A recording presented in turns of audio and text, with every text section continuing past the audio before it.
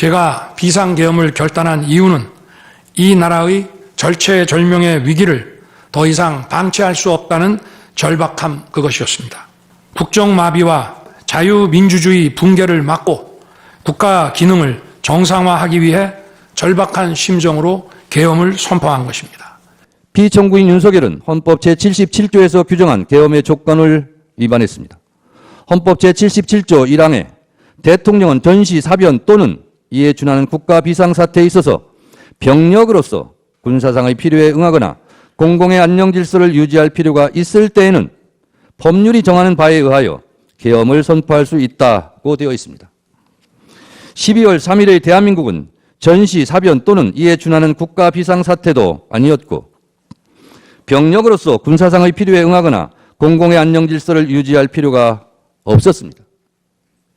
평온한 하루였습니다. 혹시 명태균 황금폰으로 인한 본인만의 위기는 아니었습니까?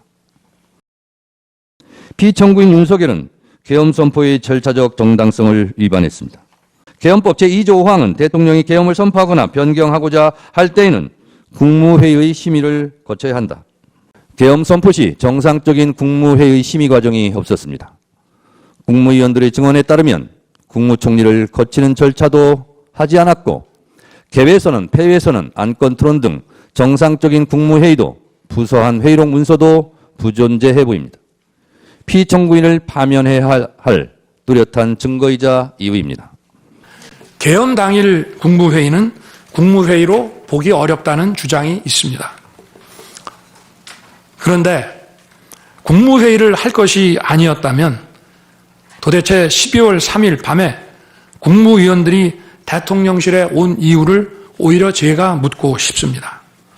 국무회의가 아니라 간담회 정도였다는 주장도 있습니다만 그날이 간담회를 할 상황은 아닙니다.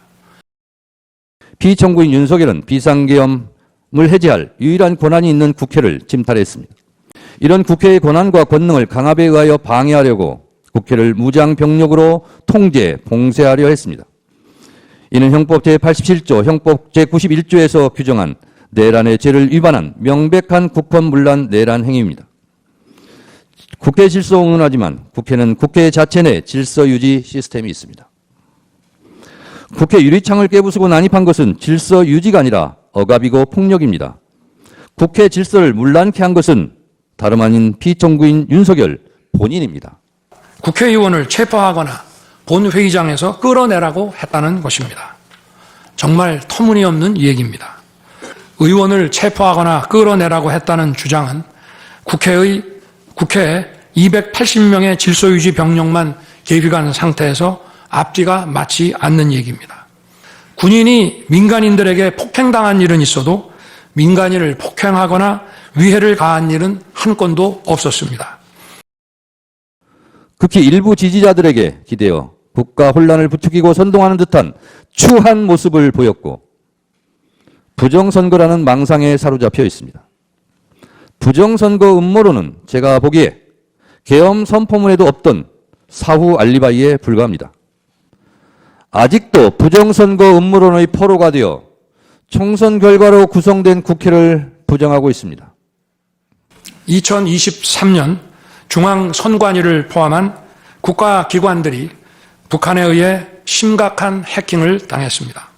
일부 소극적 점검 결과 심각한 보안 문제가 드러났기 때문에 중앙선관위 전산 시스템 스크린 차원에서 소규모의 병력을 보낸 것입니다. 그동안의 선거 소송에서 드러난 다량의 가짜 부정투표 용지 그리고 투표 결과가 도저히 납득하기 어렵다는 통계학과 수리과학적 논거 등에 비추어 중앙선관위의 전산 시스템에 대한 투명한 점검 필요성이 꾸준히 제기되어 왔습니다. 이런 조치들의 어떤 부분이 내란이고 범죄라는 것인지 도대체 이해할 수가 없습니다. 직선 대통령을 끌어내리기 위한 줄탄핵, 입법 예산 폭거는 어느 면으로 보나 자유민주주의 헌정질서 파괴 목표로 하고 있다고 하겠습니다. 흔히들 대통령 중심제 권력 구조를 가지고 제왕적 대통령제라고 합니다. 그러나 지금 우리나라는 제왕적 대통령이 아니라 제왕적 거대 야당의 시대입니다. 그리고 제왕적 거대 야당의 폭주가, 그 독재가 대한민국의 존립 위기를 불러오고 있습니다. 피청구인은 여야 합의가 되지 않아 거부권을 행사한다고 했습니다. 여야 합의는 헌법과 국회법 어느 법에도 존재하지 않습니다. 이런 생각 자체가 반헌법적입니다. 총선 때 한 표라도 한 석이라도 더 얻으려 노력하는 이유는 헌법 제49조에서 규정한 국회 의사결정은 다수결로 하라는 헌법적 명령이 있기 때문입니다. 여야 합의가 법 통과의 전제 조건이라면 이는 총선 민의를 부정하고 왜곡하는 반헌법적 반법률적 언동입니다. 대의민주주의 헌법 부정입니다. 무엇하러 총선합니까? 탄핵이 기각되면 국정을 어떻게 이끌어 가겠다는 등 허무맹랑한 변명과 시건을 잠시 후에 들을지도 할지도 모르겠습니다. 국민들은 피청구인의 적반하장, 남탓만 하는 아무 말 대잔치를 이제 믿지 않을 것입니다. 콩으로 매주를 쓴다 한들 누가 믿겠습니까? 피청구인의 말에 속지 맙시다. 무신분립이라 했습니다. 신뢰를 잃은 대통령은 국민 앞에 다시 설 수 없습니다. 민심은 바다와 같아서 배를 띄울 수도 뒤집어 엎을 수도 있습니다. 피청구인에게서 민심은 떠났습니다. 피청구인의 반헌법적 내란 행위는 주권자인 국민에 대한 명백한 배신이었습니다. 제가 직무에 복귀하게 된다면 먼저 펼칠 체제를 우리 몸에 맞추고 미래 세대에게 제대로 된 나라를 물려주기 위한 개헌과 정치개혁의 추진에 후반부를 집중하려고 합니다. 저는 여러 전직 대통령들이 후보 시절 공약하고도 이행하지 못한 청와대 국민 반환도 당선 직후 즉시 추진하고 이행한 바 있습니다. 자녀 임기에 연연해하지 않고 개헌과 정치개혁을 마지막 사명으로 생각하여 87 체제 개선에 최선을 다하고 싶습니다. 개헌과 정치개혁 과정에서 국민 통합을 이루는 데도 노력을 다할 것입니다.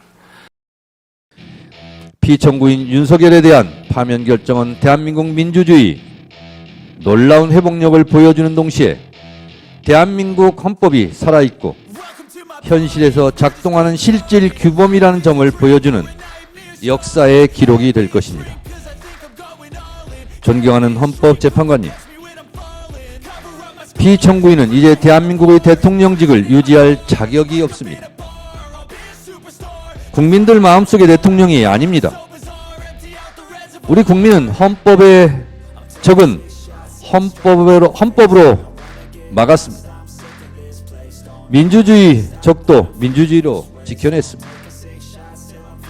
대통령 윤석열을 파면함으로써 헌법 수호의 의지를 보여주시기 바랍니다. 피청구인에 대한 파면으로 얻을 국가적 이익이 압도적으로 큽니다. 헌법과 나라를 사랑하는 국민들이 애국가를 자랑스럽게 부를 수 있도록 민주주의와 헌법 수호를 위하여 피청구인 윤석열을 하루라도 빨리 신속하게 만장일치로 파면해 주시기 바랍니다.